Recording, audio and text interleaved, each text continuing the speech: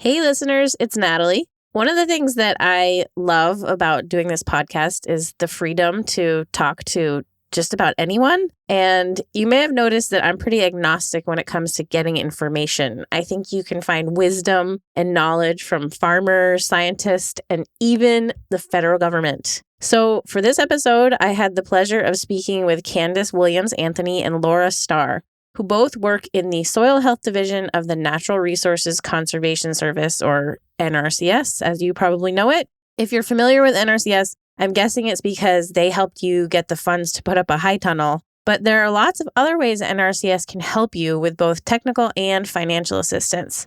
If you've never connected with your local NRCS folks, I'd highly recommend reaching out. I feel like they're often located in these little strip malls or something you drive by and it says USDA Service Center. We focus on soil health practices in this conversation, but there are many, many ways NRCS can work with you, from pollinator plantings to forest management and more. NRCS is also the agency that has mapped the soils of much of the U.S., and you can thank them for the Web Soil Survey, which is a super useful tool if you're looking to start a farm or understand the soils on your land better. Laura mentions this in our conversation, but NRCS is also involved in the USDA's recent Urban Ag initiative. So while it may have been hard to find assistance in the past if you were growing in an urban area or on a small scale, they are working to fix that and provide all growers with equitable technical and financial assistance. Let us know if this program is something you'd like us to explore more in a future episode, and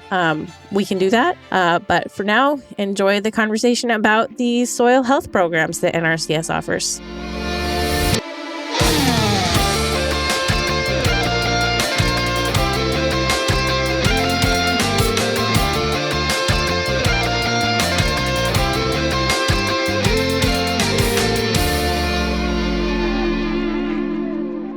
Today's episode of the No-Till Market Garden podcast is brought to you by the Marbleseed Organic Farming Conference. All right, everyone, important public service announcement. I know some of you are already making plans for how you'll spend the winter, ordering tools, researching seeds, projecting crops. It's also a great time to gather with other farmers to share knowledge and skills. This February, join thousands of farmers like you from across the U.S. for 3 days of community building and farmer-led learning at the 35th Annual Marbleseed Organic Farming Conference in La Crosse, Wisconsin. Find out more and register at marbleseed.org/conference. That's marbleseed.org/conference. Today's episode is also brought to you by High Country News. High Country News is an independent, nonprofit publication that has been covering the Western United States for more than 50 years. High Country News provides unique, on-the-ground reporting on the land, water, wildlife, and communities of the region, with dedicated coverage of climate, environmental, and Indigenous issues. Sign up for free newsletters or a trial of the magazine at hcn.org. That's hcn.org/no-till. All right, enjoy the show. All right. So Candace and Laura, thank you so much for joining me again.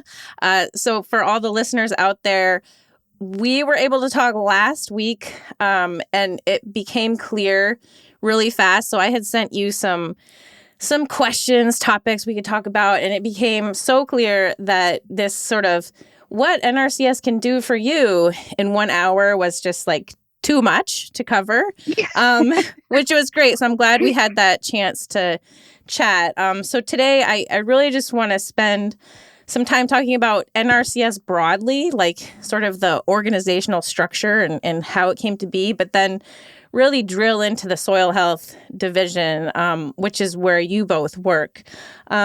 So if we could start with some introductions, where you are, you're on, in different places, what your position is and kind of what got you into this work, your background in soil science, that would be great. And I guess we can start with Candace. Okay, great. So again, I'm Candace Williams-Anthony, and I'm the National Soil Health Specialist for NRCS within the Soil Health Division. And I've been with USDA for about 15 years. And during this time, I have been evaluating and documenting conservation effects on soil and water quality. But I can say that my soil conservation story began as early as the fourth grade via 4-H. And my little project that got me all the way to the state was evaluating different types of soil cover and how that impacts erosion. So that's kind of when I began thinking about soil conservation. So I've been doing this part for a long time. But I first joined USDA as a research soil scientist with the Agricultural Research Service, which is the research arm of USDA, and then with the Natural Resources Conservation Service.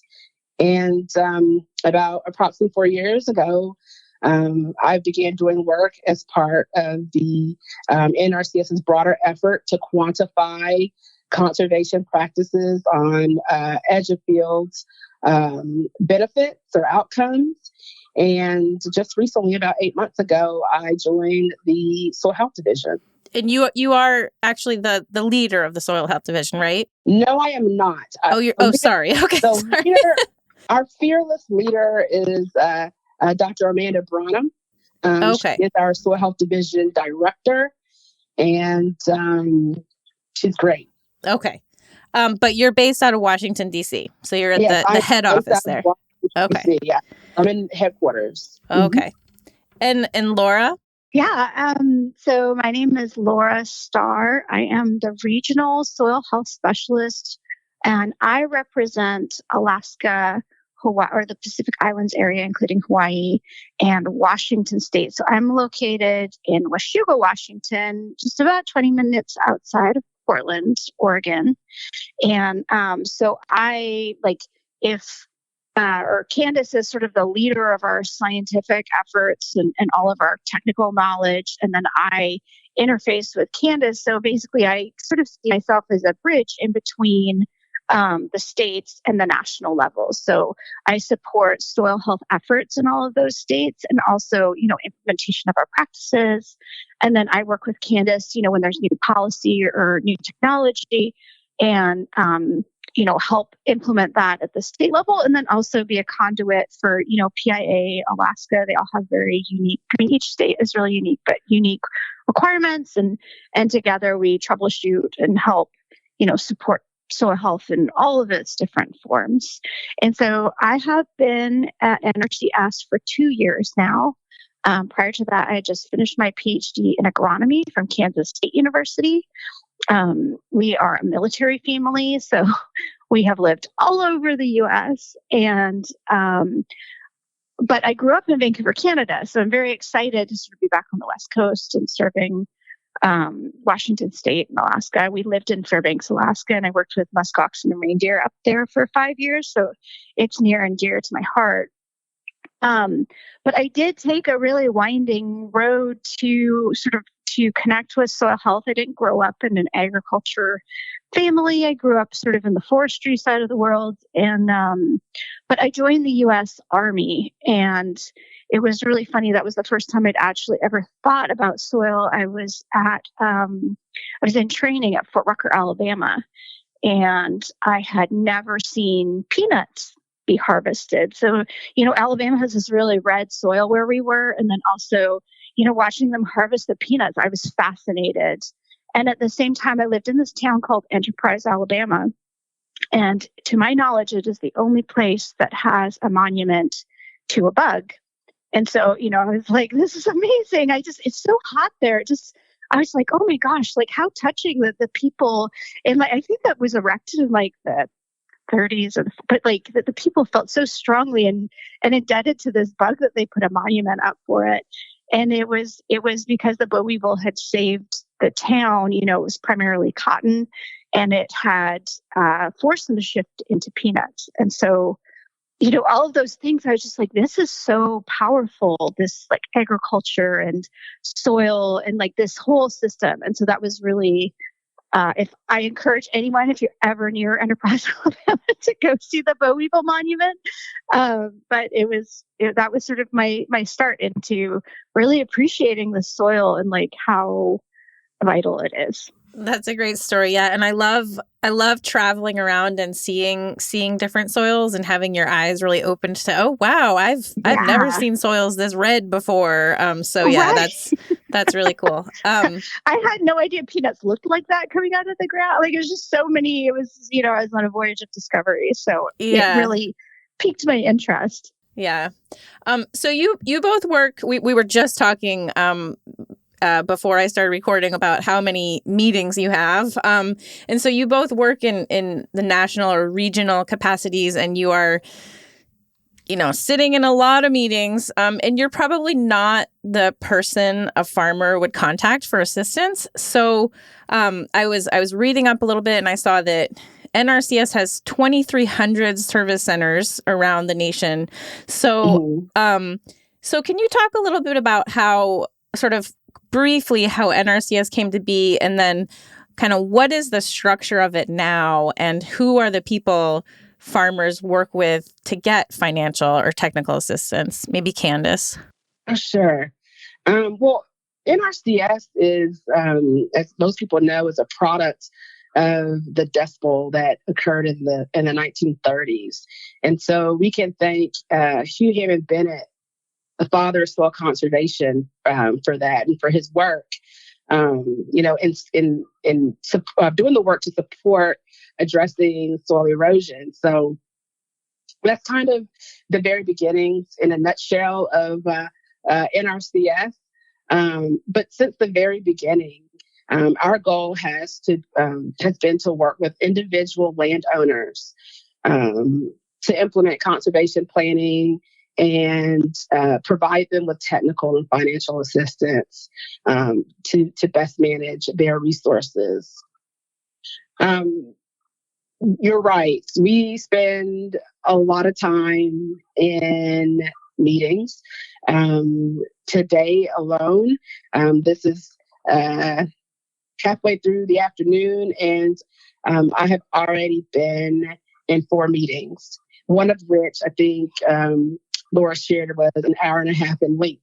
Yes. But so we don't have, even though we support our farmers, ranchers, and forest landowners, we do that at a high level, Laura and I, but we mainly support our states. And so the states are our key customer in this respect. And our states are the ones who have direct contact with our landowners.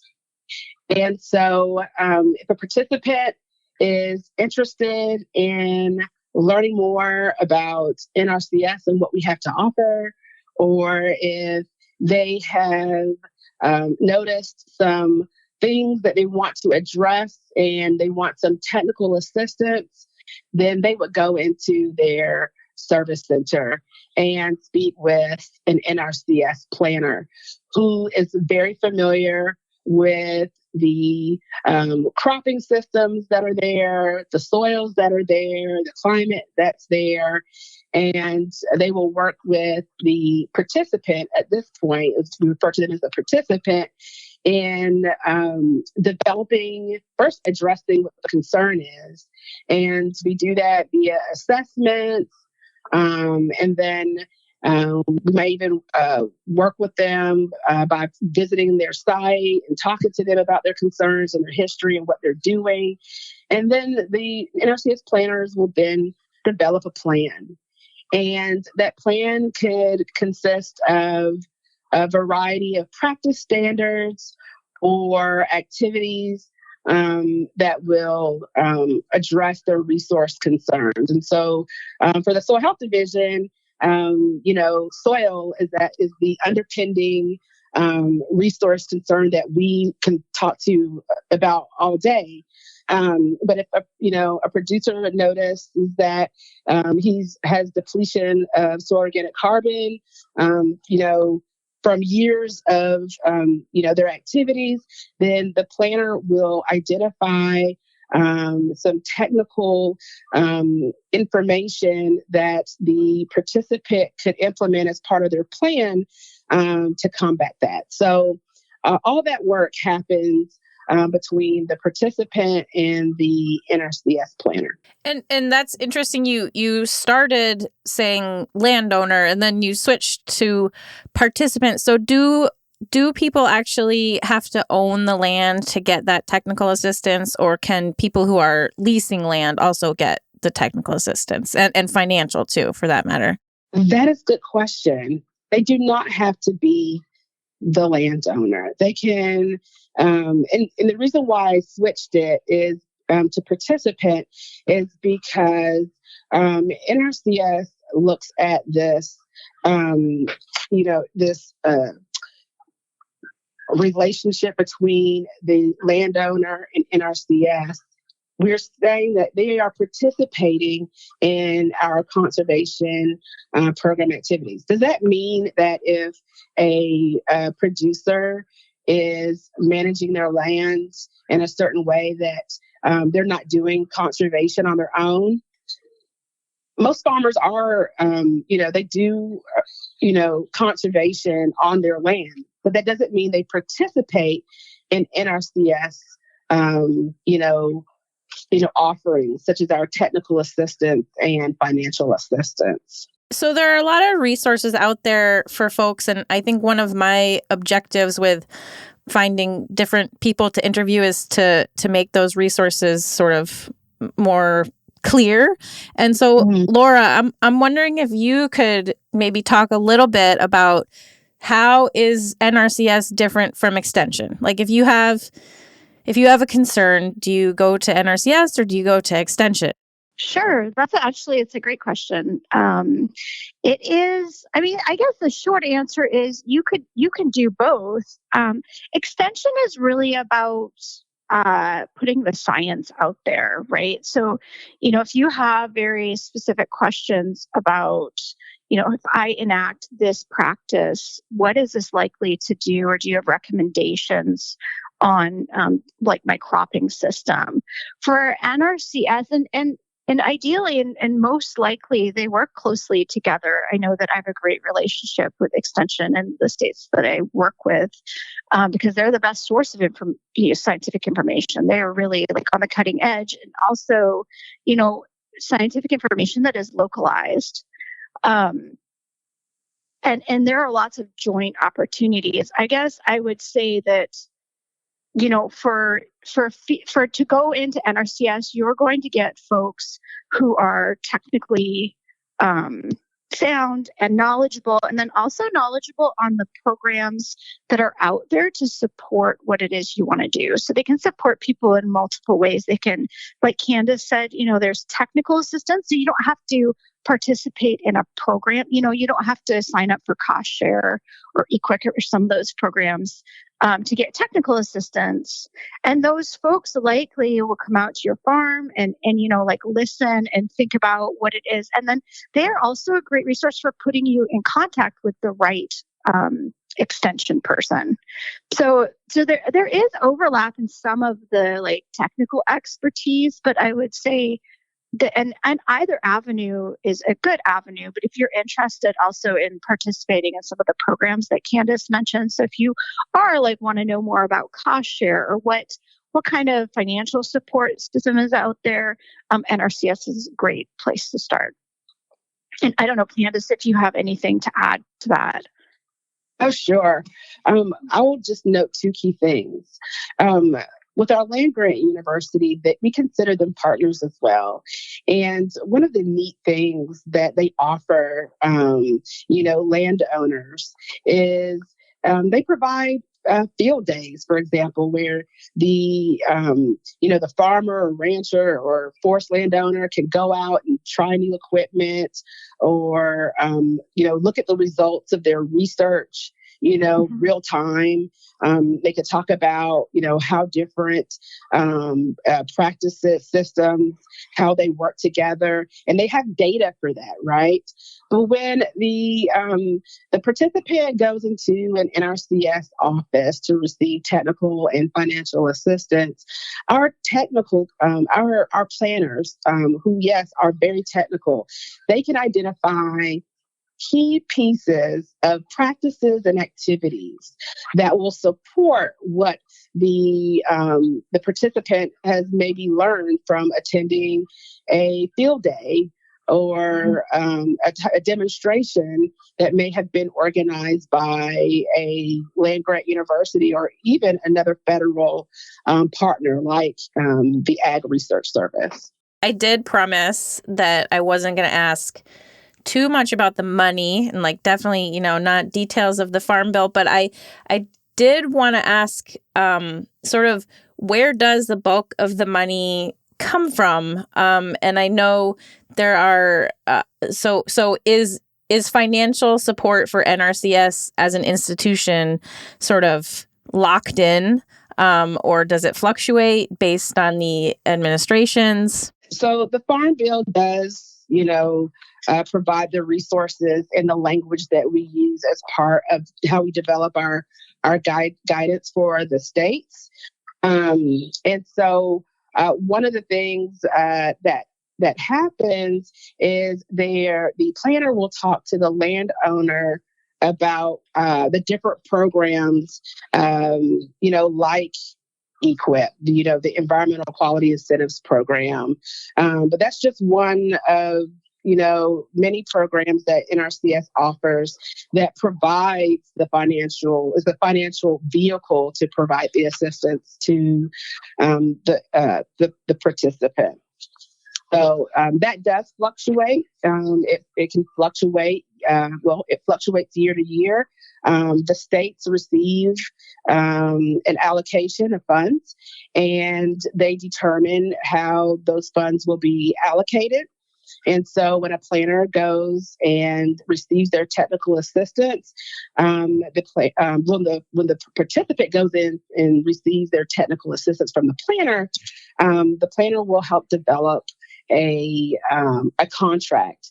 And also part of that process is that the field office planner, they participate in ranking the applications of all the participants who come in asking or requesting, assistance. And normally they do that by evaluating what is the resource concerns of the area. And once those applications are ranked, then a participant may be provided some financial assistance, but it doesn't mean that it's guaranteed. So let's move into some of the soil health specific stuff and some of the practice standards. So one of the things that you all speak kind of a different language, just, throwing numbers around. And I've been around a lot of NRCS folks, and I'm just starting to, get used to it and what you all mean.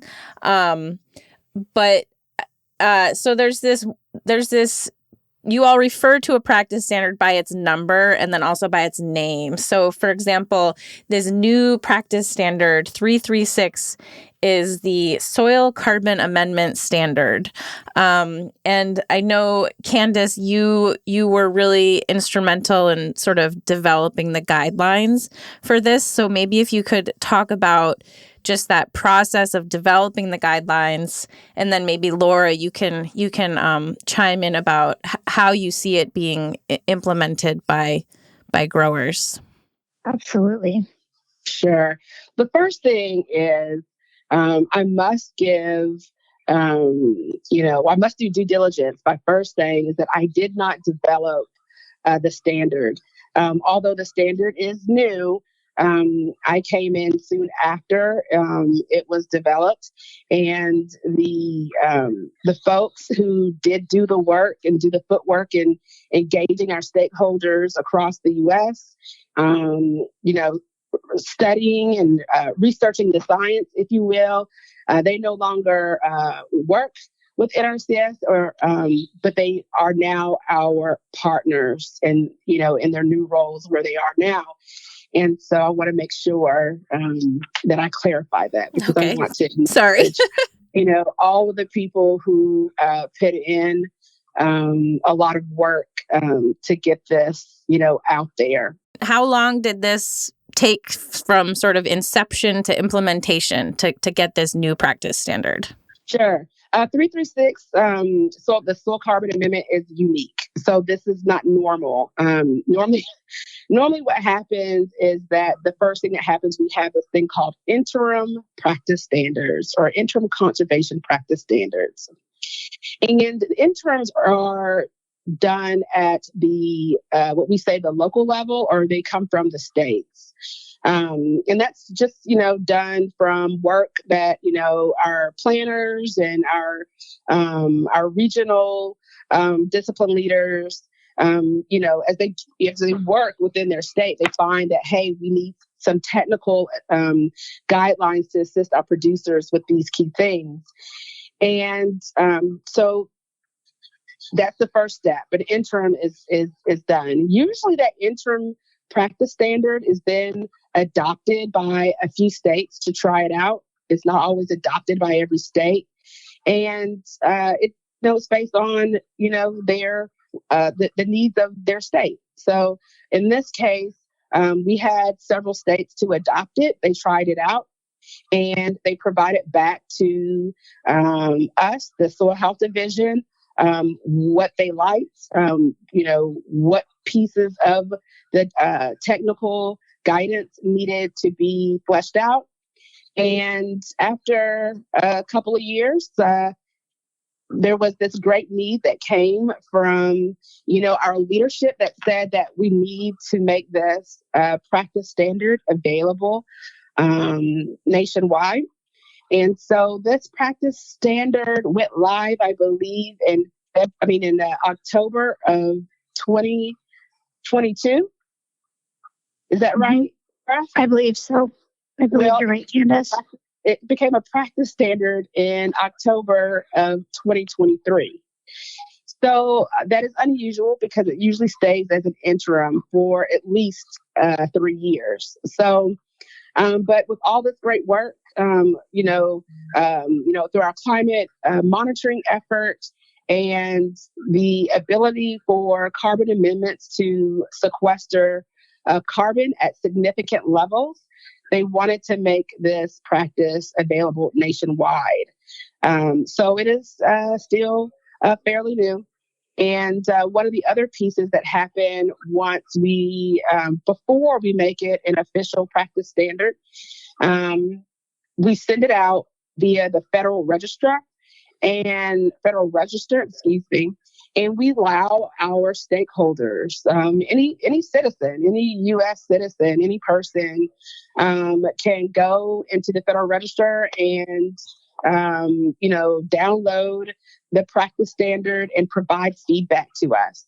And so before they can ever be made an official standard, we have this process where we do internal reviews, which includes our states, other parts of our agency, across different departments, and of course the general public. And we take that all to account. And then once we read through all of those, we have to address each entity or person who submits a recommendation. We have to respond to each one of those. And then we finalize our official and final standard. And in this case, it was finalized in time to be released in October of 23.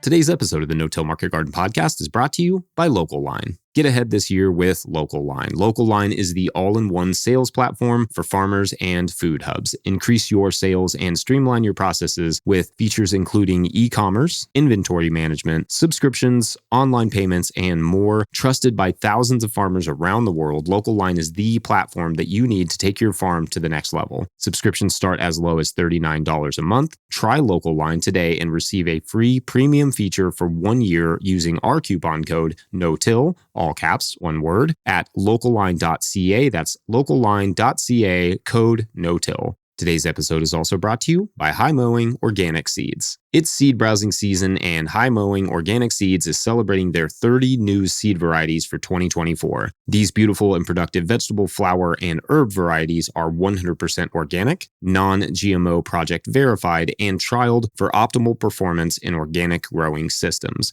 Whether you're trying to bring your best to your CSA, wholesale assortment, or to the weekly farmers market, High Mowing has the professional quality seeds and the grower rep support you need to help get you to harvest. Visit highmowingseeds.com and sign up for your free catalog today. That's highmowingseeds.com. All right, back to the show. So I think I did spend a little time online kind of looking. I don't know how. Sometimes, those rabbit holes on Google, but I did. I remember finding some letters that I think were probably during that comment period of people saying, well, why are you proposing to allow this as an amendment, but not this in particular? Yeah. I think there were some folks who wanted to be able to add biosolids as a carbon amendment. So maybe, Laura, can you talk about what are the allowable carbon amendments under this practice standard? Yeah, although I think Candace is probably the right person. I would be better to talk about how that practice, use it as an example of how it's applied in the state. So if it's okay, I'm going to let Candace answer that particular question. Yeah, of course. Sure. So the intent of soil carbon amendment is to first of all, when you look at a practice standard, it provides the language that is necessary to we use the word install the practice. And one of the things we provide in there is we define what a carbon amendment is. And we define it as an amendment that has been produced from plants or treated animal byproducts. And related to your comment about your going down a rabbit hole and finding all of these key pieces of information about how our stakeholders viewed the interim standard at the time and what they would like to see. A number of things, that NRCS has to take into consideration when we're developing this technical guidelines is that we have to take into consideration risk. And so when you consider risk, we may not be able to address everyone's wants, if you will, in the way that they think it should happen. But we have to kind of look at the big picture and make sure that we consider what the risk may look like and how that may impact NRCS.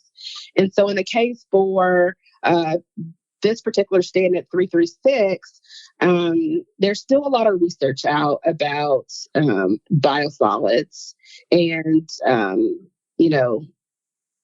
waste treatment materials.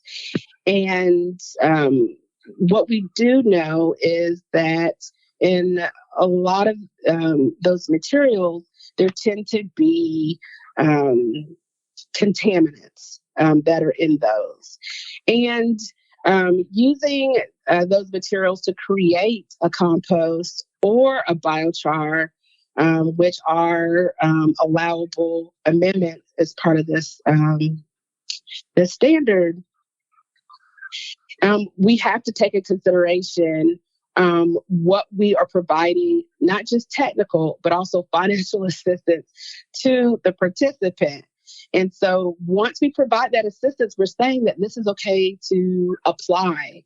And we consider that what they're producing on their land may be used for human consumption. So PFAS and VOCs have been a hot topic over the last few years. And so USDA has a technical team that's led by our NRCS Science and Technology Deputy Chief, Herbert Noller.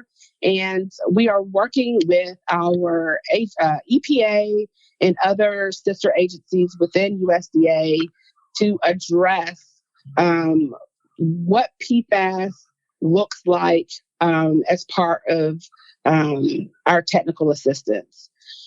We depend on the EPA because they're in the business of remediation and developing limits for contaminants. That's not our role. And right now, EPA is navigating or helping us to navigate that process. But until then, we are not permitting amendments that have been produced using municipal waste. Yeah, thanks. And I did, when I looked through the standard, you do have some guidelines on what kind of testing a product needs to undergo before it can be qualified for, the financial assistance in the practice. And so what are the testing standards for different products?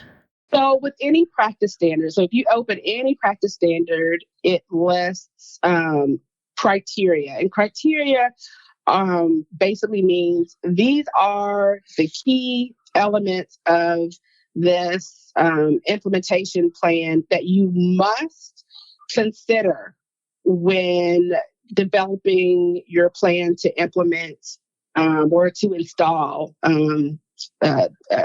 Practice Standard 336. So it provides a number of things. In this case, it tells you that you need to have a plan about how you're going to apply and how much. Depending on the type of amendment, some amendments are known to alter the availability of plant nutrients. And so we want to make sure that you're taking all of the measures to make sure that you are addressing the risk associated with applying an amendment. So we ask for things like a soil test that includes data on your soil pH, the texture, how much organic matter is available. We're looking for things like cation exchange capacity, even bulk density or aggregate stability, because that helps us work with the participant in deciding how they're going to implement the practice standard. All of that is outlined in SEMA 336. A lot of this has come from research literature as well as the International Biochar Institute. They have guidance that we have implemented as part of this document that we asked that the participants adhere to. And we do this not only to protect the participant, but we also do this to protect us, right? And if the participant does all of these criteria that we've asked of them, then we are able to say they have installed 336 appropriate and by what was required in the technical guidance, and we can now reimburse them for the installation. Yeah. And I know people are probably interested in, numbers. And I did look up for New Hampshire. So my understanding is that the states set reimbursement rates. And so I just looked up for New Hampshire, and applying like a 40% biochar and a 60% compost mix is reimbursed at $90 per cubic yard. So it's not an insignificant amount of money. I just wanted to kind of share some of the numbers. And similarly for things like cover cropping practices, the reimbursement rate tends to be enough to cover your seed, and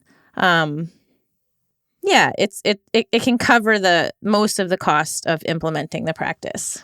Sure. If I could do a shameless plug for us, we are really engaged in urban and small scale agriculture as well. We have a dedicated small scale agriculture specialist on our team, Dr. Josh Beniston.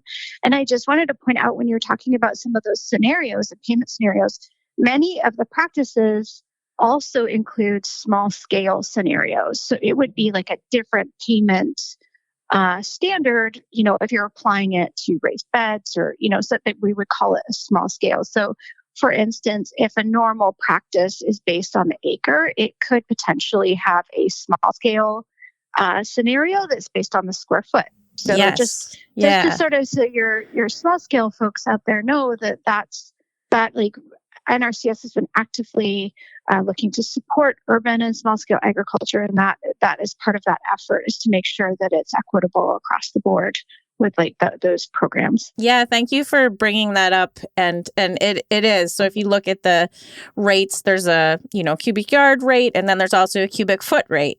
And on stuff there's often a per acre rate and then a per 1,000 square foot rate. So exactly. Yeah.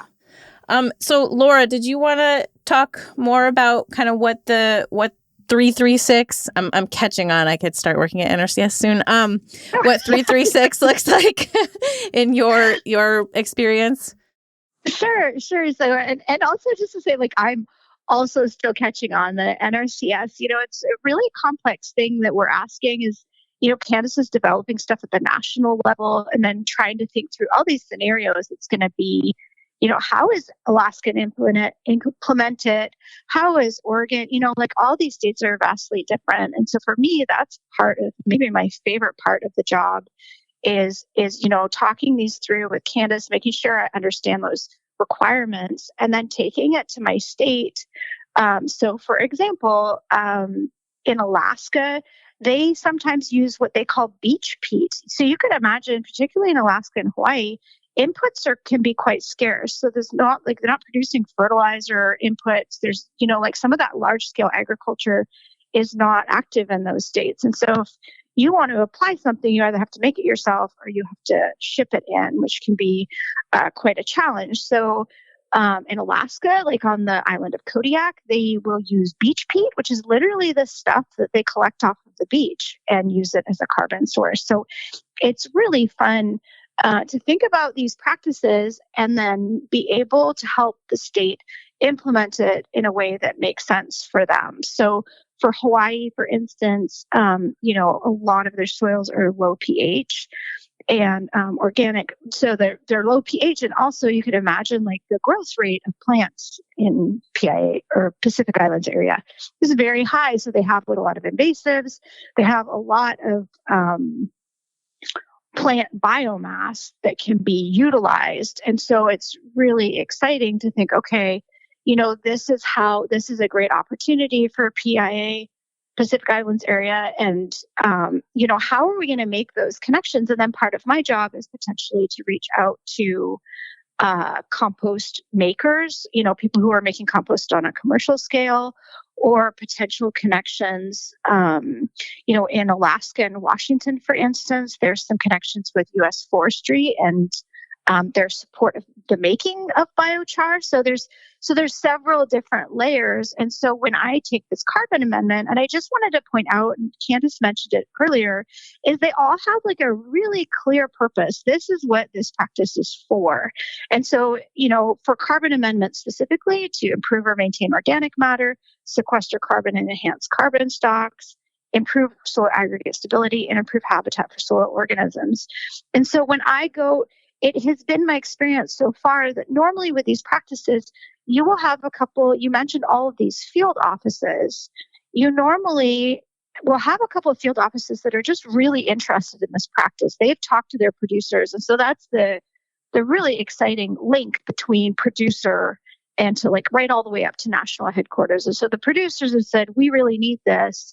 The field office is, this practice just came out, and then working together to implement it. So, for instance, there was a field office in Hawaii, on the Big Island of Hawaii.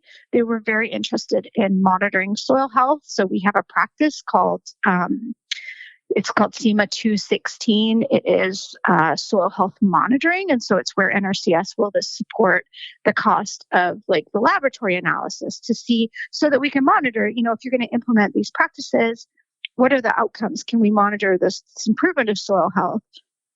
And so part of my job is to make sure that the purpose is being served. So make sure the field office is identifying those, we call them resource concerns, but it's basically like, what's the trouble here? And normally that's the producer that's identified.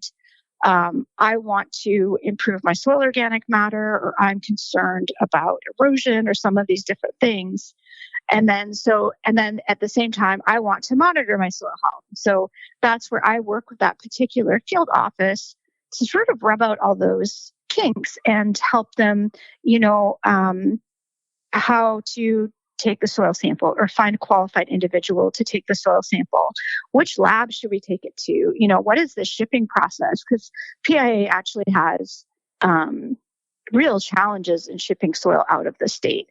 And so that's how, and so in the case of 336, where is the biochar going to be coming from? What, and it seems that's how we build the expertise in the state too, so that that field office then sort of becomes the de facto experts. Oh, we've used this before. This has been really successful. Many states have soil health teams within the state that I interact with. So there's a great sharing of information. And then that's when, some of these challenges or opportunities comes up. Oh, this person, Forest Service is actually making biochar. Like, let's talk to them about those testing requirements and make sure that they're providing that to the folks that are buying it or using it. And so that's been a lot of the work I've done in 336 so far. And so, biochar gets a lot of emphasis, but it also includes, compost, which has been made for a really long time, and making sure, like Candace said, identifying those risks, right? So if you have a soil that is potentially high pH or has salt issues, like that can be a warning flag. So I want to make sure that the field office knows that that's a warning flag, like that. So that's sort of my role in supporting the implementation of the practices. Yeah, that's really interesting to hear about the local nature of some of these amendments. And when I was reading through the practice standard, I also noticed, so it seems like there is an effort, not only to make sure that you do no harm and manage the risk on the land where it's being applied, but that you're also not, necessarily doing harm where the product may be coming from. Like, so removing, so like straw might not necessarily count. I don't know. It's a little unclear to me, but you could get wood chips. But anyway, there's some flexibility in there, and the local offices are the ones who are going to know, what's allowable, what's not, and all those things. Sure. And they're our greatest resource.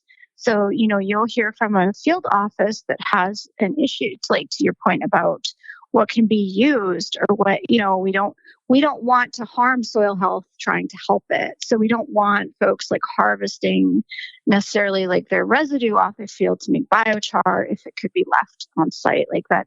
So I think so the field offices are a great resource to say, hey, does this make sense? Does that make sense? And then Candace is amazing in meeting with everyone and sort of talking it through and making sure that the way that it's being interpreted properly and applied appropriately. And so, those like risk pieces, some organic amendments can be really high in nutrients, right? So is that a concern? Do we have to be concerned about water quality or some of those other things, or like applying too many nutrients? So those are sort of those risks that are managed, and we do try and identify that and address that at that local field office levels. Because, often a question will come up, and maybe there's lots of places at the different states that have it. And so that's part of the benefit of our network. Is there's one of me, my colleague, Nick Saravatka, he works in Oregon, Idaho, Wyoming, and Utah. But we're spread out across the country. But we're also a relatively small group. And I think, Candace, correct me if I'm wrong, I think there's 12 of us.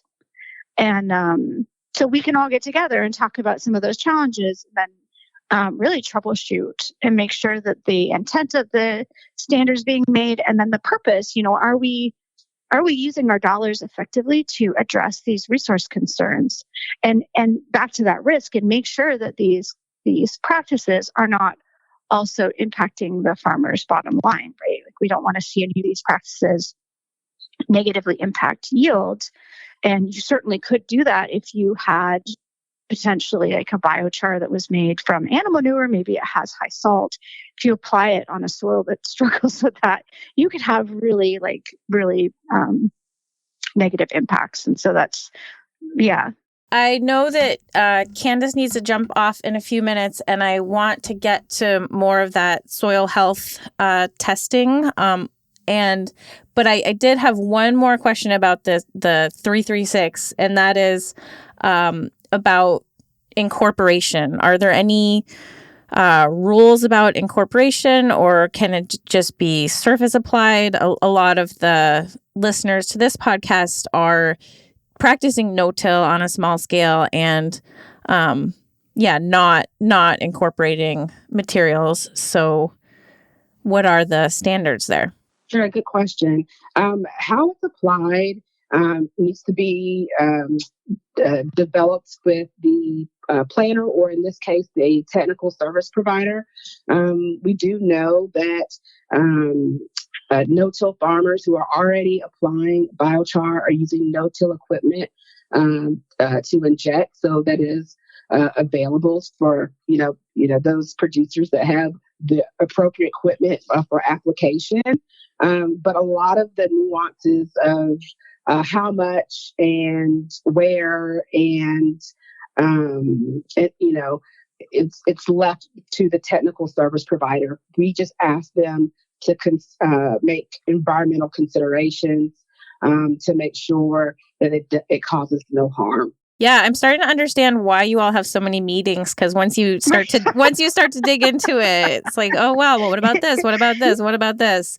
Yeah, most of my questions that come in from the day, either email, phone calls, text messages, Teams messages, are related to this particular practice standard, and it's because it's just very new. But I will say, for your audience, reach out to your local NRCS office to see if the state has adopted this practice. Just because a practice standard exists, it does not mean that the state has necessarily adopted it. If your state has not adopted it, you can reach out to your local NRCS office and say, hey, I would like to take advantage of, technical assistance using Conservation Practice Standard 336, soil carbon amendments. And then the NRCS person that they interact with, they will let their state leadership know. So that way the state would consider, adopting the practice for their state. Yeah, and this is only one of many practices. So there's also mulching and cover cropping and so many other ones. Yeah. I don't know who would be best to speak to this, but I know we wanted to get to the NRCS support for soil health testing. So whoever wants to talk about that. Sure. What I will tell you is that, part of our work is that we have a lot of engagement with partners who are outside of NRCS who directly influence or have influence on our producers.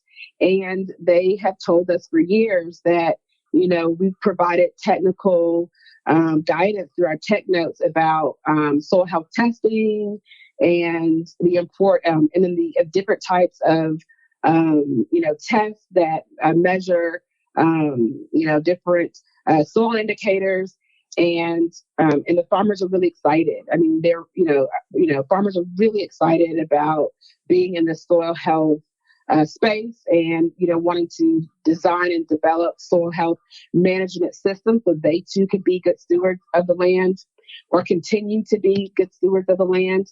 And so, for technical assistance, NRCS offers what we call SEMAs, and those our conservation, evaluation, and monitoring activities. And that's a way that we provide technical assistance to do soil testing, for example. We also offer assistance for water quality testing. But for Soil Health Division, what we're doing as part of our desire to support our producers with soil health testing is that we have two SEMAs. They are SEMA 216, which is for soil health testing. And then we have one that I really want to put a plug in before we leave. It's for SEMA 221, which is soil organic carbon stock monitoring. And for our soil health testing, that guidance offers participants an opportunity to receive technical and financial assistance for the collection of soil and for the testing in soil. Participants who opt in SEMA 216, they can voluntarily share their laboratory data once they receive it back from a lab with us. And in return, we will provide an interpretation of that data using a tool that's always evolving, that we're working with the Ag Research Service and scientist, Dr. Kristen Diem, and it's called a SHAPE tool. So it stands for Soil Health Assessment Protocol Evaluation. And what this provides the producer is a really good, meaningful analysis of where their soil is as they are thinking about soil health. And it will provide them what we call a SHAPE score. And the score will assist them in how they, adapt or manage their conservation plan. And then over time, you can implement a SEMA yearly or every 3 years, whatever the participant wants to do. And they can use the SEMA to evaluate how well a new practice is. So we've been talking about practice standard 336 soil carbon amendment. If, once they decide they want to, add, for example, biochar, before they go and add or install that practice, they would go in and do a soil health test. So they would have baseline data. And once they implement that practice, they can go back the following year or a couple years down the road to the same location and take samples again and get data. And then they could provide that data to us to get a SHAPE score, and they can compare the improvement of that practice. And so basically, as part of their planning process, they would use the SEMA to determine how well the implementation or installation of practice standard 336, for example, how well it's doing. Is it effective? Oh, that's great. Yeah. That's what we use them. Mm-hmm. Okay. So you're not just kind of saying, oh, yeah, this is going to work. You're actually measuring it. Mm-hmm. Yes. So we're not just saying, go get this test data. And then now you're left with, lab data material. And we appreciate there are a lot of labs who provide interpretations of lab data as well. But that does not happen with every lab.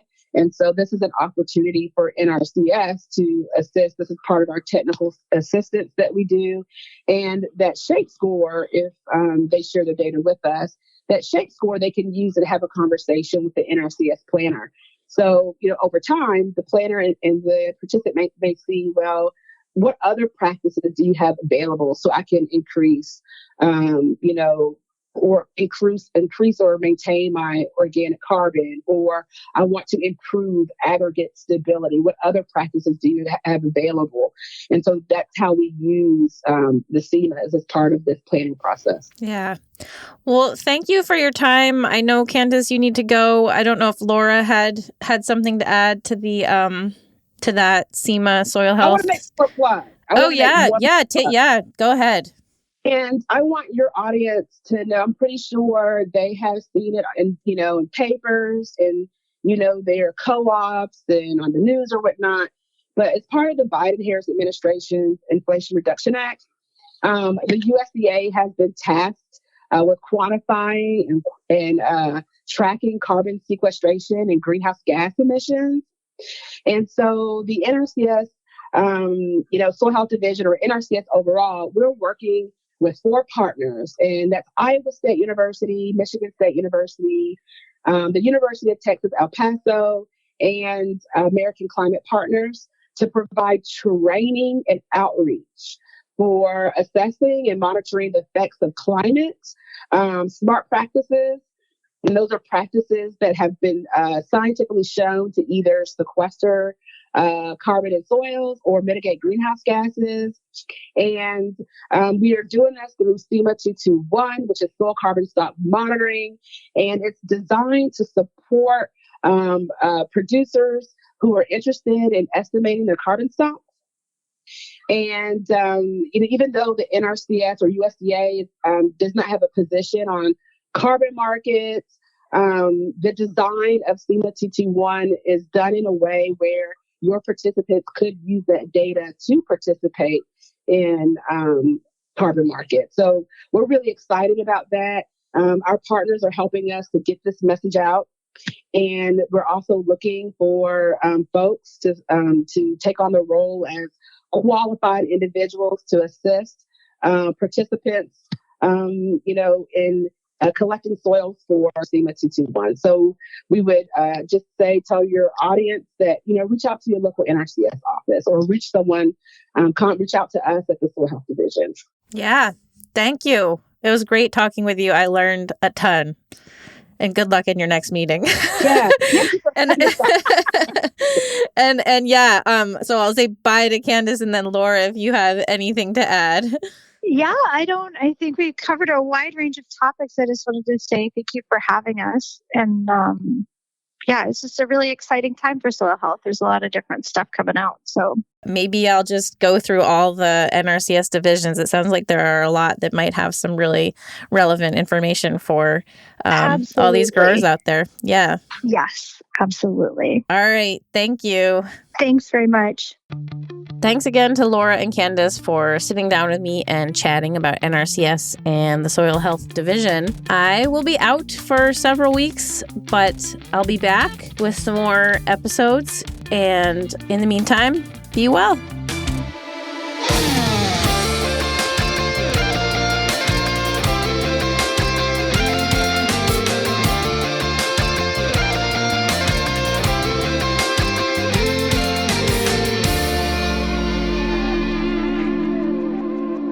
All right, I hope you enjoyed that episode. Real quick, some things that we have going on. First, the YouTube channel is going strong again with new content for the 2024 growing season.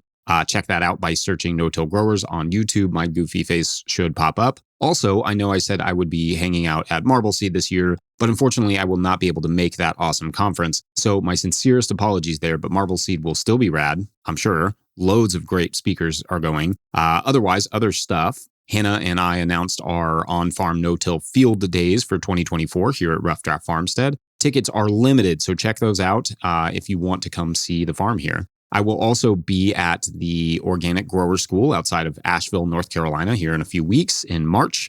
And I thought that would be the last one, but I will actually also be in Riverside, California for the Grow Riverside and Beyond conference in early April. So that should be a good time. All the links for those in the show notes, and also linked in the show notes is our shop where you can find my book, The Living Soil Handbook, and hats and other merch. Buying those things through no-tillgrowers.com helps to support our work. Alternatively, you can join the hundreds of donors who support our work through patreon.com/no-tillgrowers and who not only get a bunch of discounts from various companies on seeds and footwear and all sorts of goodies, but also discounts on any events we do, like the aforementioned farm tours here at my home farm. So not only can you support our work, but get a sweet bonus in the process, but the Patreon page is the absolute lifeblood of our work. And at a certain level, or if you just bump up from one level to another, you get a shout out on the show. So big shout outs this week to Chris Yates, Sean at All About the Garden, and Stephen Smith. Huge shout out to everyone who supports us in whatever way that you can. You all are incredible. Otherwise, thanks for listening. We'll catch you next week. Bye.